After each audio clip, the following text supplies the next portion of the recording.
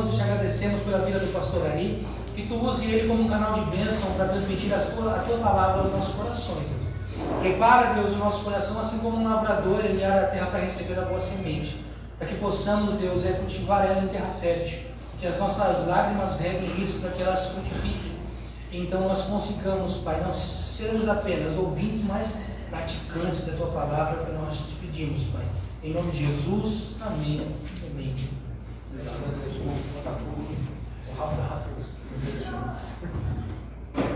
Sem graça e paz, meus irmãos, boa noite.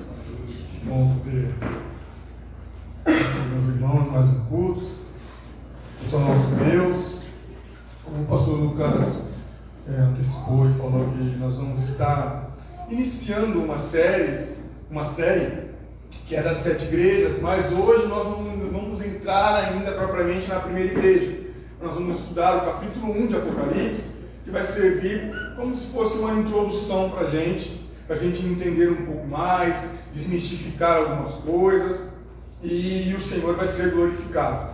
A ideia é que a gente ministre essas 7 cartas no último domingo de cada mês, né? Então nós, em paralelo, nós estamos, como o pastor Lucas falou, ministrando lá 1 Timóteo, 2 Timóteo, consequentemente depois, e no último domingo de cada mês nós vamos estar iniciando essa série, que é das 7 igrejas do Apocalipse. Eu tenho certeza que Deus falará conosco, como Ele tem falado e sempre tem falado neste lugar.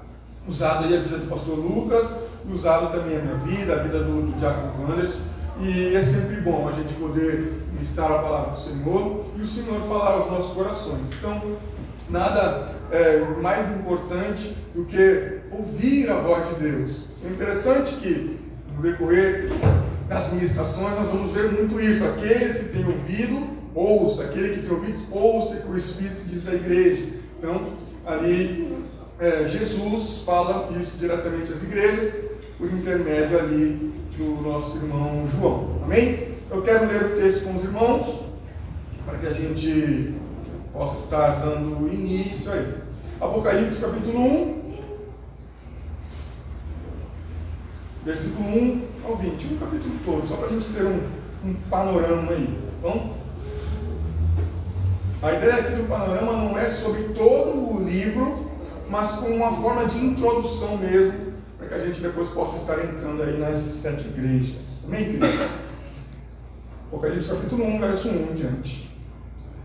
Revelação de Jesus Cristo, que Deus deu para mostrar aos seus servos as coisas que em breve devem acontecer e que Ele, enviando por intermédio do seu anjo, notificou ao seu servo João, o qual atestou a palavra de Deus e o testemunho de Jesus Cristo, quanto a tudo o que viu. Bem-aventurados aqueles que leem e aqueles que ouvem as palavras da profecia e guardam as coisas nela escritas, pois o tempo está próximo.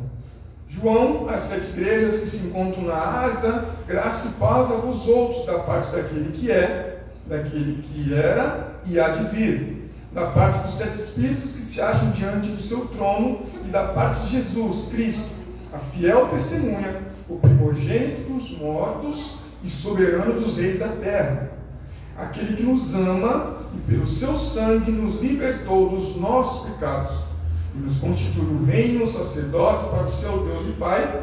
A Ele a glória e o domínio pelos séculos dos séculos. Amém. Eis que vem com as nuvens, e todo olho o verá, até quando o transpassarem, e todas as tribos da terra se lamentarão sobre ele. Certamente. Amém. Eu sou o Alfa e o Ômega, diz o Senhor Deus, aquele que é, que era e que há de vir, o Todo-Poderoso. Eu, João, irmão vosso e companheiro na tribulação, no reino e na perseverança em Jesus, achei-me na ilha chamada Patmos, por causa da palavra de Deus e do testemunho de Jesus. Achei-me em espírito no dia do Senhor, e ouvi por detrás de mim grande voz como de trombeta, dizendo: o que vês, escreve em um livro e manda às 7 igrejas: Éfeso, Esmirna, Pérgamo, Tiatira, Sardes, Filadélfia e Laodiceia. Voltei-me para ver quem falava comigo, e voltado vi 7 candeeiros de ouro, e no meio dos candeeiros um semelhante ao filho do homem, com vestes talares e cingindo a altura do peito, com uma cinta de ouro. A tua cabeça e cabelos eram brancos como a alva lã, como neve, os olhos como chamas de fogo, os pés semelhantes ao bronze polido, como que refinado numa fornalha, a voz como de muitas águas. Tinha na mão direita 7 estrelas, e da boca saía-lhes uma afiada espada de 2 gumes. O teu rosto brilhava como o sol na sua força. Quando o vi, caí a seus pés como morto.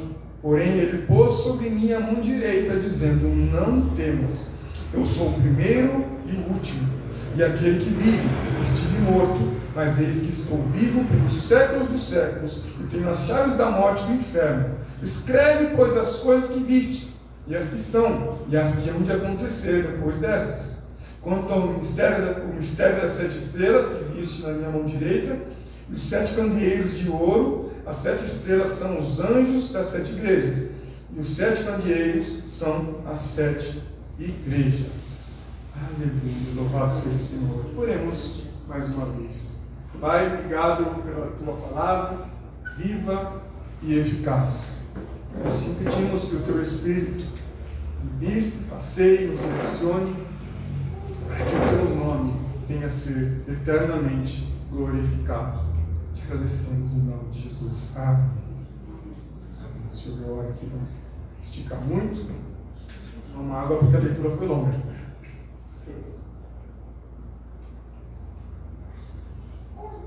Graças a Deus. Irmãos, o tema que eu coloquei para essa primeira ministração desse capítulo 1, eu coloquei o poderoso Cristo triunfante. É fato que somente pela leitura das Escrituras nós vemos aqui uma exaltação, nós vemos uma doxologia, nós vemos um Cristo exaltado, triunfante, que reina e que voltará para buscar o seu povo e a sua igreja. Louvado seja o nome do Senhor por causa disso. Como nós falamos também, é uma introdução para que depois a gente possa estar entrando aí especificamente às 7 igrejas. E aí nós vamos ver que Jesus, ao tratar com aqueles irmãos, com aquelas igrejas, ele ali tem uma palavra de exaltação, uma palavra de repreensão, uma palavra de ânimo.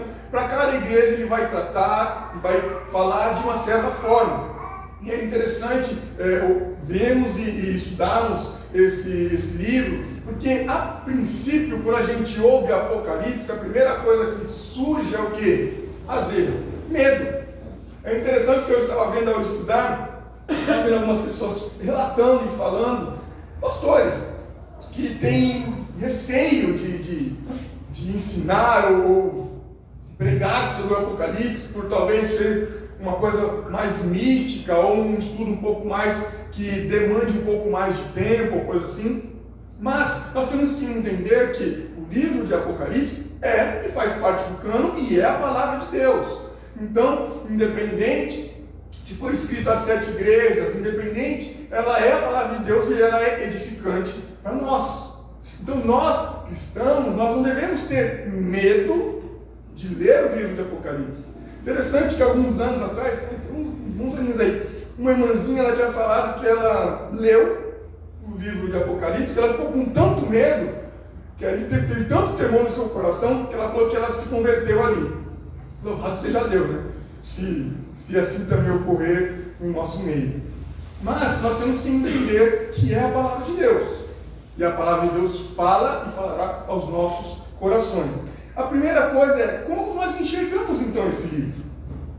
Será que a gente tem uma maneira errada de olhar para esse livro e enxergar apenas que era algo contextual para aquela igreja, para aquelas 7 igrejas, para aquele tempo? Então não se aplica à minha vida, não se aplica a você, não se aplica à igreja nos dias de hoje, que talvez essa interpretação é errada, porque é a palavra de Deus, ou então nós olharmos para uma ótica simplesmente futurística de destruição, aonde só olhamos ali e vemos tudo aquilo que vai acontecer, e vai acontecer porque a palavra não volta vazia, não mente, Deus não mente, e é a palavra de Deus. Mas não podemos apenas olhar e enxergar simplesmente de uma ótica futurística de apocalipse, de destruição.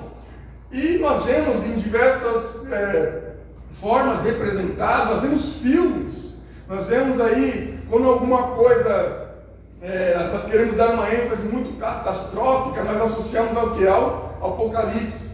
Lá no meu serviço, quando o pessoal ele quer contar alguma coisa, quer trazer uma coisa que ouviu pela internet, alguma coisa assim, as pessoas já falam assim, lá vem o cavaleiro do apocalipse. Por quê? Porque ele acha que já está levando uma mensagem, alguma coisa de destruição. E não é só isso, é óbvio que fala do escatom, na palavra grega quer dizer fim, e o estudo escatológico é o estudo dos fins dos tempos, mas tem algo extraordinário para a sua igreja quando a igreja estuda aqui o livro de Apocalipse. Então não é somente algo que nos faça temer ao ponto de ficar com medo daquilo que está por vir. Por quê? Primeiramente, para aqueles que são do Senhor, resgatados, remidos, chamados do Senhor, por que ter medo? Por que ter medo se isso não é destinado para aqueles que são do Senhor? Mas é óbvio, aquele que não é do Senhor, esse sim deve temer e muito, e clamar para que o Senhor tenha misericórdia e estenda a sua mão de graça sobre essas vidas. Isso é fato. Então, nós não podemos ficar nessa dicotomia, achar que somente era algo cultural para aquela época, que não se aplica para nós, ou olharmos somente para essa parte de destruição. Não, nós temos algo aqui e o Senhor falará conosco. É interessante que quando a gente começa a enxergar e ver essas coisas, a palavra por si só, Apocalipse, ela tem a palavra que nós em algumas Bíblias está lá revelação. O próprio texto aqui ele inicia com revelação. A palavra Apocalipse significa revelação. E essa revelação é justamente isso, é tirar o véu, é trazer luz, é trazer as claras, na verdade, trazer entendimento. Então, o que João ali escreve por intermédio ali do próprio Cristo, e quem é o autor do Apocalipse? O próprio Jesus. João ali está só como um interlocutor, escrevendo aquilo que ele está vendo e aquilo que ele está ouvindo do próprio Jesus. Isso é muito interessante. Então, essa é a ideia, a revelação, é tirar o véu, é fazer com que a gente enxergue, é trazer luz para as coisas. E o interessante no capítulo 1 que nós lemos aqui, nós vamos ver muito isso. Por isso que o tema, um Cristo triunfante. Um Cristo que agora não é aquele que estava morto ou que estava pregado na cruz, mas agora é aquele que nós vamos ver que os seus olhos são como chamas de fogo, seus pés como de latão reluzente. Amém? Louvado seja o nome do Senhor. O autor, João. Há uma controvérsia histórica aqui, algumas linhas, que falam que este João não é o João apóstolo, o discípulo amado. Mas é óbvio que pela tradição, e o interessante de saber, talvez dessa tradição, que Justino, Mártir, Irineu, que são os pais da igreja, nós estamos falando do século II, eles já testificavam e reconheciam João, o apóstolo, como o autor. O autor não, mas o escritor, vamos dizer assim, o próprio autor ali é o próprio Jesus. Então, é o João apóstolo, escreve, ele ali está na ilha de Patmos, preso, e tem muito ali, porque assim Deus o quis, usar a vida dele. Sabemos que a maioria deles foram mártires. O único que morre de morte natural é João. Pedro ali é crucificado de cabeça para baixo, Tiago morre à espada, outros são decapitados, e todos praticamente ali foram martirizados porque acreditavam no Evangelho, acreditavam em Cristo, acreditavam que isto aqui era a revelação e a palavra de Deus, estavam dispostos a morrer pela sua causa de Cristo, não causa própria. Isso a história vai contar. Se você tiver curiosidade de ver, é interessante estudar. essa parte histórica, que essa parte histórica ela vem corroborar com tudo aquilo que é as Escrituras, que é a palavra de Deus. Então, no primeiro versículo, no versículo 1, João já vai falar por que ele foi escolhido aí para ser esse interlocutor, para ser esse que iria trazer esta mensagem. É óbvio que é um privilégio, mas nós sabemos também que por graça, João ali, nos seus últimos dias provavelmente de vida, alguns historiadores dizem que ele tinha para mais de 90 anos, exilado na ilha de Patmos. A ilha de Patmos era um local, queridos, que os romanos usavam para colocar as pessoas perigosas, para deixar exilado, preso. Imagina ali, né, um senhorzinho, né, 90 anos, sendo considerado uma ameaça, porque ele anunciava o Evangelho. Sendo considerado alguém que poderia deturpar a paz de Roma, então era necessário ser enviado a uma ilha, era necessário ter deixado ele preso, para que o Evangelho não pudesse se propagar. Olha que maravilha que Deus faz. Aonde quer que ele esteja, então Deus vai lá. Jesus vai lá e começa então a dar revelações. Nós poderíamos pensar, mas Jesus sendo o Todo-Poderoso, o Cristo triunfante, ele poderia libertar João, arrebatar, como no livro de Atos nós vemos, ele poderia fazer tudo isso, mas excede o nosso entendimento em entender os mistérios de Deus. Deus permite que ele, preso, exilado na ilha de Patmos, e mesmo assim, ali, dá a ele a revelação, apresenta-se a ele como um Cristo triunfante. Louvado seja o nome do Senhor. Então ali, a primeira coisa que João, sendo esse interlocutor, ele que começa a entender o que Jesus diz a ele, que ele deve escrever as coisas que em breve deveriam acontecer. O interessante é que o contexto dali das 7 igrejas da Ásia era de perseguição. Alguns anos antes, há uma perseguição terrível do imperador Nero. O imperador Nero era algo tirano, ruim. O imperador Nero era alguém que usava os cristãos como tochas humanas. Ele betumava aquelas pessoas, crucificava, colocava ali naquela cruz e acendia, e aqui os cristãos eram queimados ali como tochas humanas, para servir de correção. É também um dado histórico que diz que Nero põe a culpa nos cristãos, no ano provavelmente de 68, 66, se eu não estiver enganado, de tocar sobre Roma. Isso é histórico, isso aí é só você buscar na história, você vai ver tudo isso. Então a igreja está passando por uma época difícil, de perseguição, mas passa-se o tempo de Nero e vem Domiciano. Domiciano também era ruim.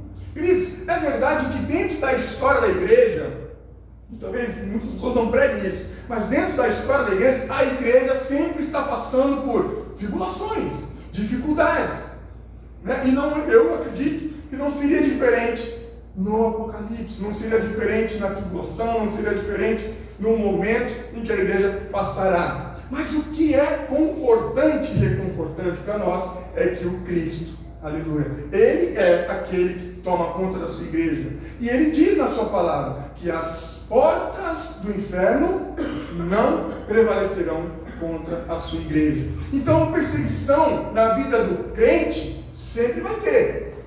A igreja sempre passa por dificuldades, mas a igreja, ela é vitoriosa, porque primeiramente Cristo venceu. E isso faz porque Ele é o dono da igreja, Ele é o autor da vida, Ele é que guarda o seu povo. Então João ele vai falar das coisas que devem acontecer brevemente. Ao então ser ministrado sobre isso, as instruções mais para frente são essas. Você escreve o que você vê, você escreve o que você está vendo e destina isso às 7 igrejas. No verso 2 e 3, o interessante é que vai mostrar que João atestou a palavra e o testemunho de Jesus Cristo. Nós precisamos entender, Jesus está se revelando a ele e falando e mostrando que Ele é a palavra. Ele testemunha de si mesmo, Ele é a fiel testemunha. Ele é, Jesus é. O centro de toda a Bíblia não é o homem. O centro de todas as Escrituras é o próprio Cristo. No livro de Apocalipse não é diferente. Nós não estamos vendo aqui apenas coisas alegóricas em todo o livro de Apocalipse. Nós não estamos vendo aqui coisas apenas simbólicas. Mas nós vamos ver, e esse capítulo 1 nos mostra um Cristo ressurreto, um Cristo poderoso, triunfante, um Cristo que venceu a morte. E ele dá testemunho de si mesmo, porque ele é a palavra, ele é esse Cristo poderoso. João então atesta tudo isso. E no verso 3 é um dos poucos livros que diz que aqueles que leem, só de ler, já são abençoados por essas promessas. E é óbvio que também que, dentre as promessas, tem também o juízo. É por isso que eu falei aqui no começo que nós, a igreja, nós não devemos nos preocupar com o juízo. O juízo não está destinado ao seu povo, mas para aqueles a qual Deus, desde a eternidade, desde antes da fundação do mundo, já os predestinou. E esse é o nosso Deus. Mas bem-aventurados os que ouvem e guardam as profecias, guardam isso que está sendo escrito. Novamente eu digo, por mais de vezes no decorrer das cartas nós vamos ver, aqueles que têm ouvidos, ouçam o que o Espírito diz às igrejas. O que é interessante de tudo isso?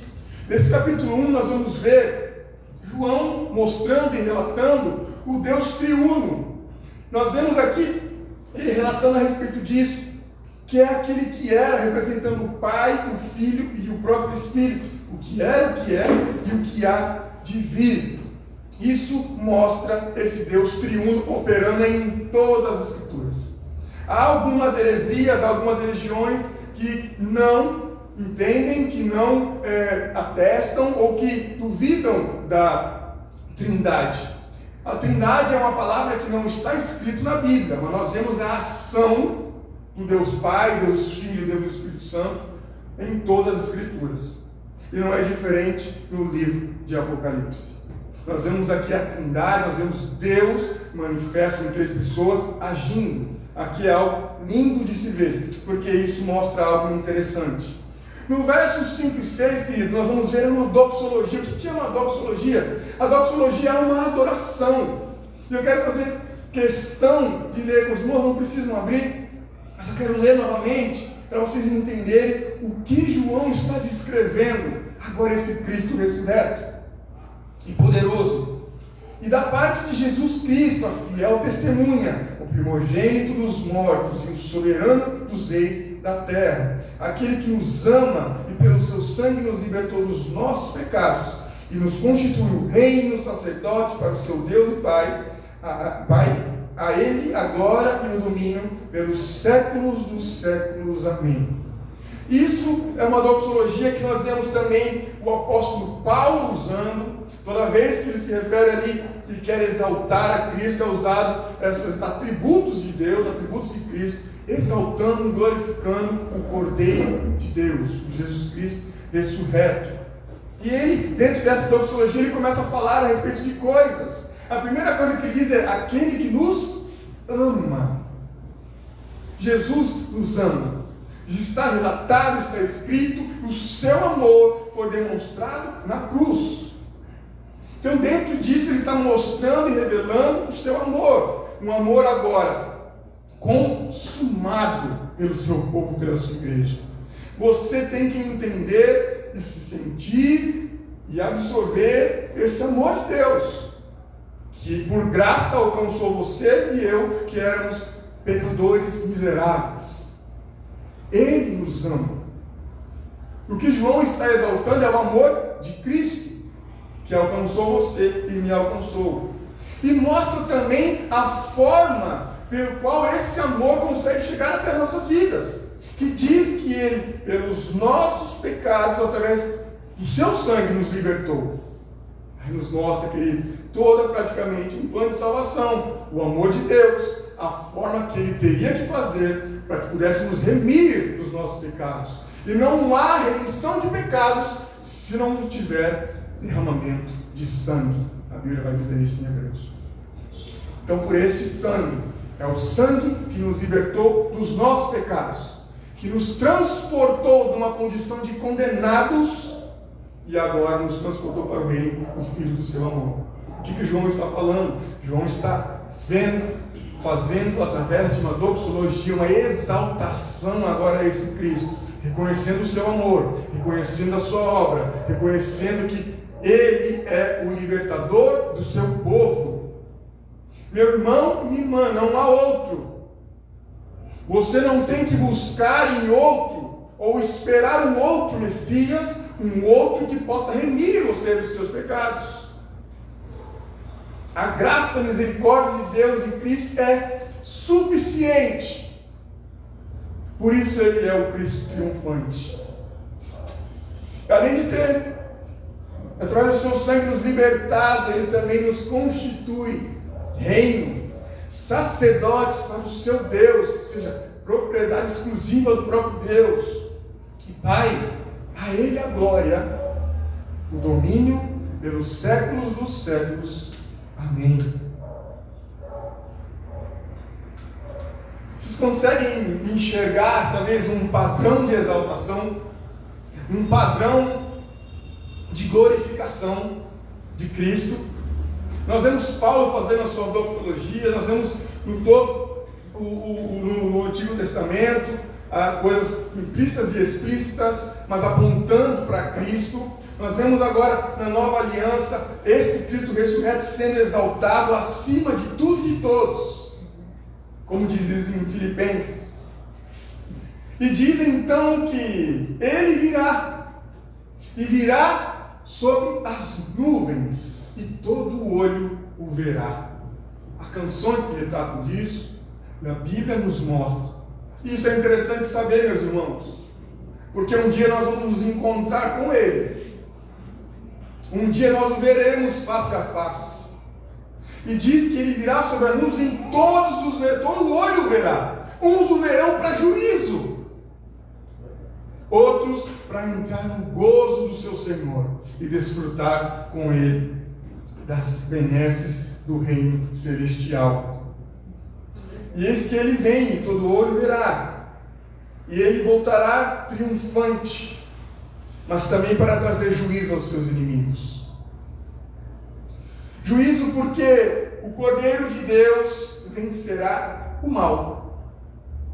O último capítulo de Apocalipse, os últimos versículos de Apocalipse, vão dizer que Cristo venceu. Querido, se você quer se encorajar, se você quer ter algo reconfortante no seu coração, entenda, Cristo venceu.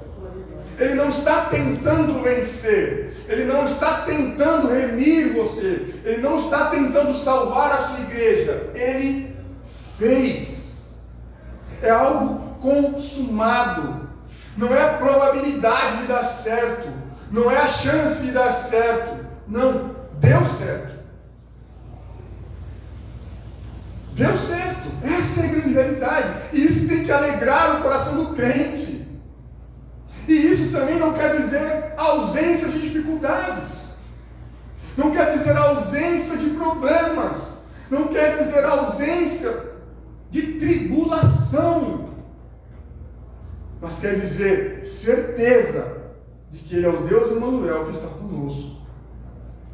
Isso tem que trazer paz ao coração do crente, isso tem que trazer esperança de que Ele voltará, de que Ele já venceu. A história já está escrita. É o que nós vamos ver no decorrer dos estudos na Santa Igreja. Ele não é um Jesus mirrado. Ele é um Deus soberano. Um Deus que toda a história, desde antes da fundação do mundo, já está escrito. Os seus planos e propósitos acontecerão. No verso 8, então, ele diz: eu sou. Relatando a João, dizendo: eu sou o Alfa. O Alfa é a primeira letra do alfabeto grego. E dá a entender o intuito de ser o Criador, o primeiro, o primogênito dentre os mortos. Ele diz: eu sou o Alfa. Eu sou esse que agora se apresenta a você como o Criador. Aquele que criou tudo e todas as coisas e tem o controle do universo. Eu sou o princípio. Ele diz, eu sou o ômega. Ômega é a última letra do alfabeto grego, ou seja, aquele o consumador, aquele que finaliza, ou seja, do início ao fim, Cristo reina soberanamente. Ele é o Criador, Ele é o consumador, não há nada no meio. Ele é tudo e todos. E dentro de tudo isso, queridos, nós vamos ver diversas simbologias e coisas mais. Número 7, tem uma numerologia bíblica aqui, mas não é para ninguém sair jogando o jogo do bicho, não, tá?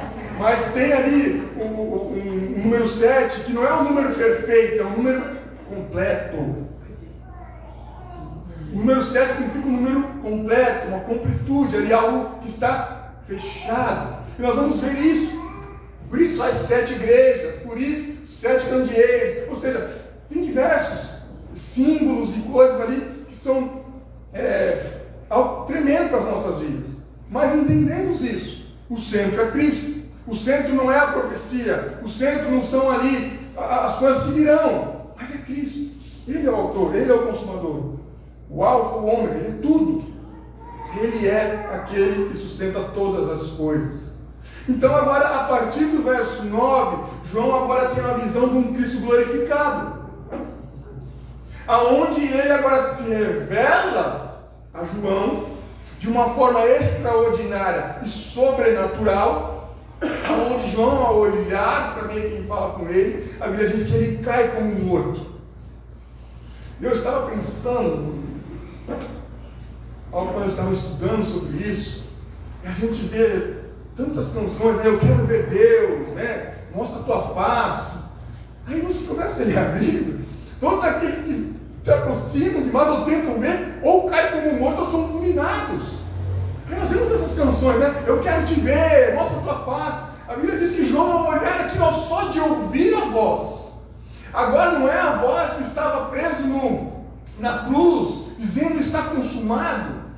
Mas agora é a voz como a voz de muitas águas. Meu irmão, olha o nosso Cristo, o poder, o senhorio, como voz de muitas águas. Aí ele ouvir, ele tenta virar para ver, cai por terra.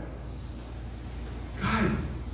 O que eu acho mais interessante é a misericórdia de Deus, a graça de Deus, que diz que então Jesus, com a sua mão direita, estende sobre ele e diz, graça seja sobre você. Que Cristo, meus irmãos, é ou não é um Cristo triunfante? É ou não é um Senhor digno de toda honra, glória e louvor? Então João começa a narrar essas visões. Ele começa a descrever, porque o próprio Cristo diz, o que você está vendo, escreve. Ele está vendo agora um Cristo glorificado. Imagina para João que andou com Jesus, que viu a sua crucificação, agora se deparar com alguém que tem os seus olhos como chamas de fogo, seus pés como de latão reluzente, os seus cabelos são brancos como a lã, alvos como a neve. Que visão sinistra, terrível, ao mesmo tempo maravilhosa. Eu lembro que bem no começo, meus irmãos, quando a gente é mais imaturo na fé, a gente faz cada loucura que depois a gente olha, a gente dá risada, né? Eu lembro que quando a gente ia muito nos montes, uma das coisas que a gente estava lá orando, aquela coisa e tal, Senhor, me manda, eu quero ver um anjo, Senhor, eu quero ver o sobrenatural, não sei o quê. Aí depois eu fiquei pensando, Deus, manda, né? Teve um irmãozinho uma vez que nós estávamos no monte, e era um monte, não sei se aqui no sul, é difícil acesso, né? E também não tem nada místico no monte, não, viu, irmão? É só um local gostoso para orar. E ali ele estava subindo, eu não sei, ele tropeçou e começou, e à noite, tá? Breu total, ele tropeçou e começou a cair no mato. Aí o outro irmão veio ajudar, falou, tá vendo? Não vigiou. Tá vendo?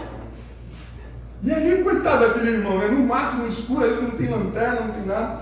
Tem cara de muleta, né? Nós vimos, né? No momento, um homem, uma perna só, uma muleta, ele subiu ali, aquele monte. Mas voltando, é o Cristo glorificado.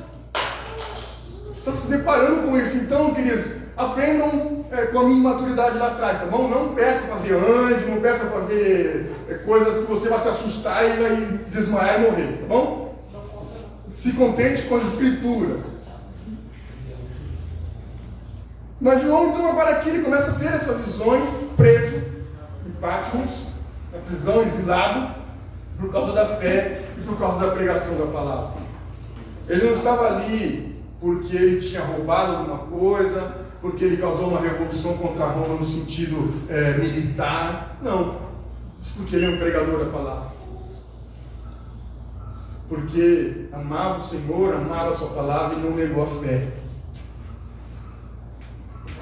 Ele então traz uma palavra de exortação e encorajamento, porque a igreja está passando por perseguição. A igreja está passando por perseguição terrível, e alguns historiadores vão dizer que Domiciano ele era terrível com o povo de Deus.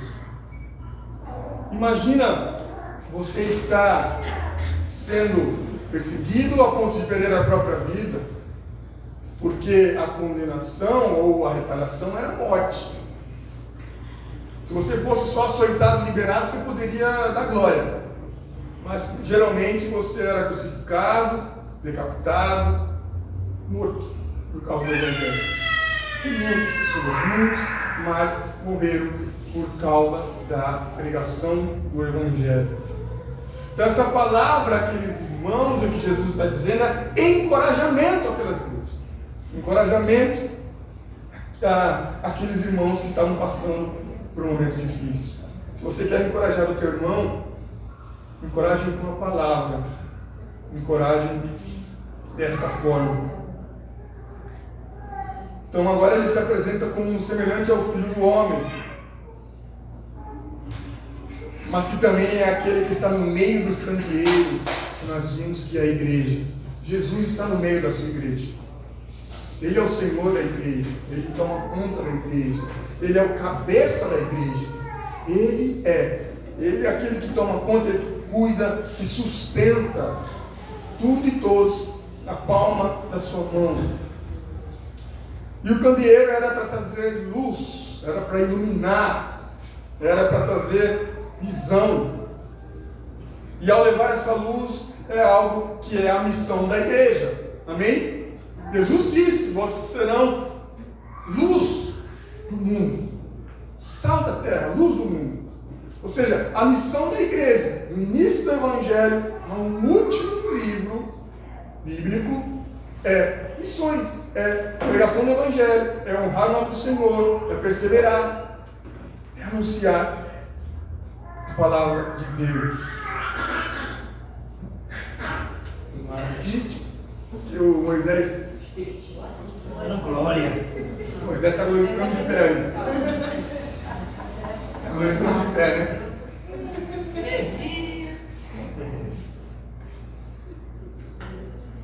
João, então, ao cair, desfalece ali. Mas também nos mostra, queridos, como nós devemos nos achegar diante de Deus. Deus não recebe o altivo, o soberbo. Mostra que João chega ali com humildade, humilhando-se, reconhecendo o Cristo ressurreto. Nós temos que sim nos aproximar, tendo em vista que Jesus é o Criador do universo. Eu vejo muitas músicas, né? Essa onda agora, worship, essas coisas, né? Que às vezes, com o intuito de falar que é uma intimidade, se reporta a Cristo como qualquer um, né? Ele é o Senhor. Ele é o Senhor. É o Criador de tudo, de todas as coisas. Então, intimidade não é falar, meu amorzinho, não, é temor. Não existe intimidade sem temor. Jesus não é o nosso amigo da pelada, do futebol. Ele é o Senhor. Kyrios, Senhor. Então nós temos que nos aproximar dessa forma, reconhecendo humildade, reconhecendo que Ele é o Todo-Poderoso. Ele diz: não temas, eu sou o primeiro e o último. Ao se deparar com a situação de que João cai por terra, ele diz: não temas, não tenha medo. Eu sei que talvez o que você está vendo é demais para você. Imagina o João, né? Olhando e se deparando com tudo aquilo. Mas não temas, eu estou aqui. Quem está falando com você é Cristo, o próprio Cristo, o que foi crucificado, venceu a morte e ressuscitou. No verso 18 ele vai dizer então: aquele que esteve morto, mas estou vivo. Aí, como uma forma de mostrar toda a sua autoridade, ele diz: eu tenho as chaves da morte e do inferno. Toda a autoridade está com Jesus. Você está entendendo? Aquele que tem as chaves da morte e do inferno, ou seja, a autoridade de Cristo, é suprema. O seu poderio é supremo. E tudo e todos que diminuem, nós já estudamos isso, já falamos sobre isso, sobre Colossenses, tudo que diminui a pessoa de Cristo, o senhorio, o poderio, a majestade, tem que ser tratado como herege. Porque ele é aquele que se apresenta aqui para João como um todo-poderoso, o alfa, o ômega, aquele que estava morto, está vivo, e aquele que tem autoridade, tem as chaves da morte e do inferno. Queridos, vocês estão entendendo que o Cristo ao qual nós servimos não é um coitado. Ele não está preso naquela cruz, meio afeminado ali. Não é esse Cristo. É um Cristo vitorioso, triunfante.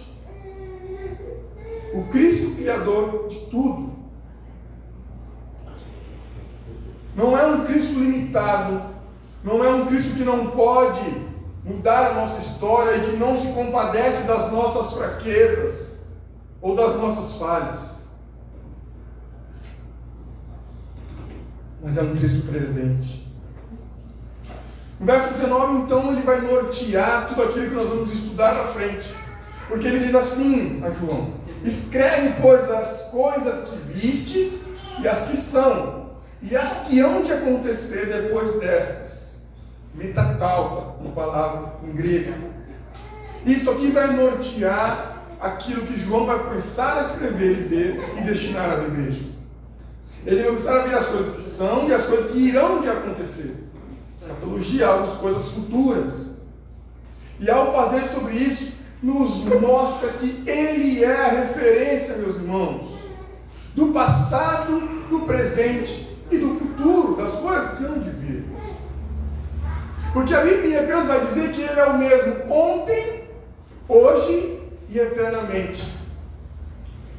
Ou seja, o tempo não pode comportar Cristo, porque ele é atemporal. Ele é Deus, ele vê passado, presente e futuro como se fosse olhando uma coisa só. O que ele escreve a João: olha, você vai começar a escrever as coisas que são e as coisas que hão de vir. Ou seja, porque o seu poder, a sua autoridade é infinita, como Deus. Ele é Deus. Ele é a referência de tudo isso. O nosso passado, o que vivemos hoje, o que nós vamos viver amanhã, para Deus não é novidade. Algumas pessoas falam, replicam isso, como se Deus estivesse escrevendo a nossa história. Não, Ele já escreveu a nossa história. Nós estamos vivendo o que Deus já escreveu para a nossa história. Porque Ele vê o presente, o futuro. E Ele tem o domínio de todo o tempo. Ele é atemporal.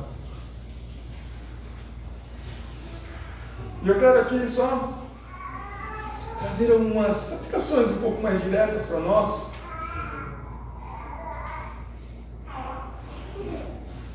Entendendo um pouco e falando que mesmo nas alegorias que existem, mesmo nas tipologias e nos sinais e tudo, nós temos que ter uma certeza.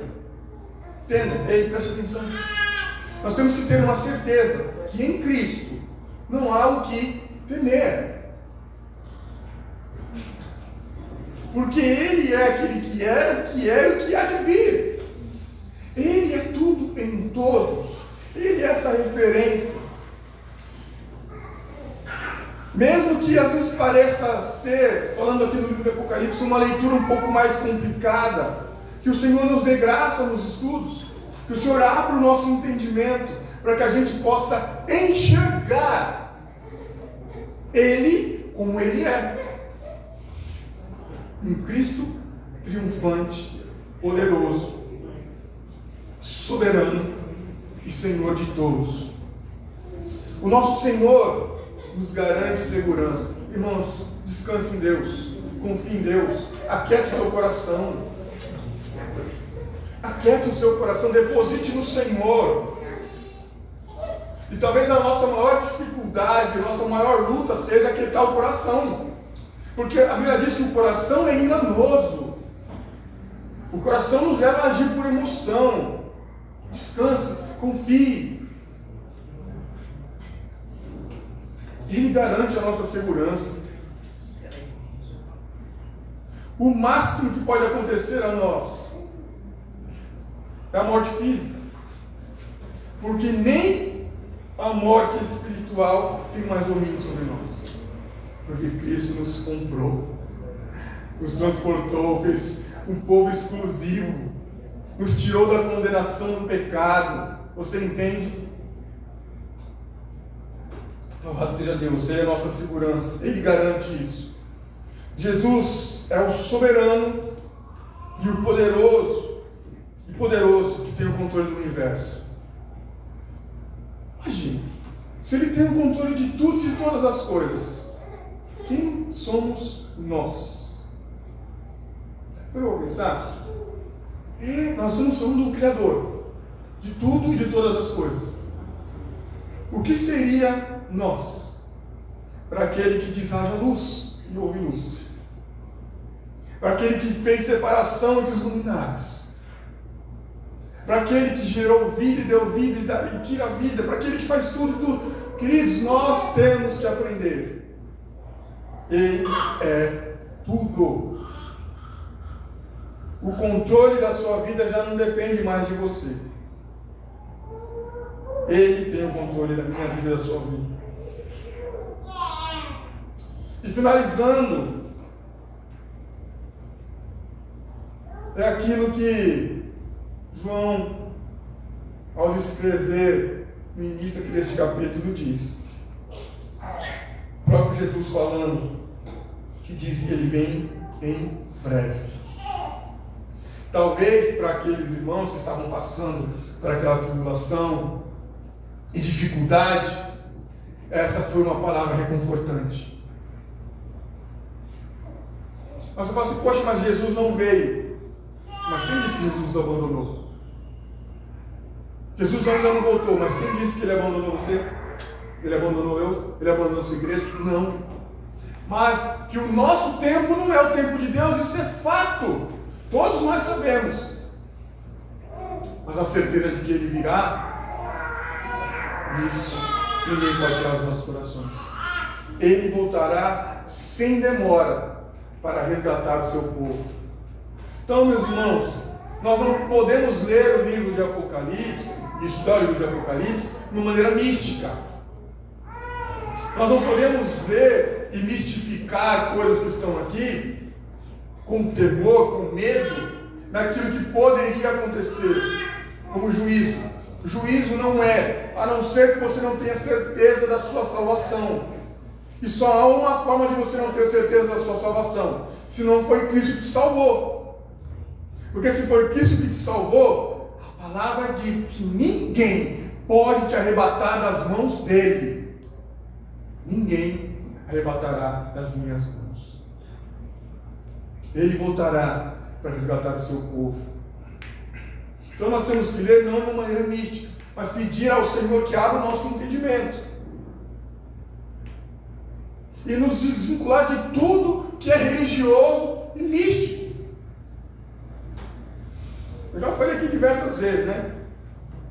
Que às vezes tem muitos cristãos que têm essas coisas. É o Salmo 91 aberto para espantar o sei lá quem, né? Coisa atrás da porta. Cada uma que eu não vou falar, que senão vai virar um. O quê? House? E daí por diante. Isso é agora. Mas, finalizando, meu irmão, isso tem que ser reconfortante para nós. E ao mesmo tempo que nós finalizando aqui, temor no seu coração. Porque você pode sair daqui aquecido pelo Espírito Santo de Deus, tocado pelo Espírito Santo de Deus, a enxergar esse Cristo triunfante, ressurreto, poderoso, soberano. Ou o seu coração continuar duro, aí todas as coisas dessa profecia são para você. Todos os juízos são para aqueles que não reconhecem esse Cristo como poderoso, ressurreto e triunfante. Esse sim deve se preocupar. Agora, se por graça você foi alcançado, por graça permaneça. Louvado seja o nome do Senhor. Vamos orar ao Senhor por esta palavra. Deus, nós te louvamos a Deus, porque o Senhor é bom. E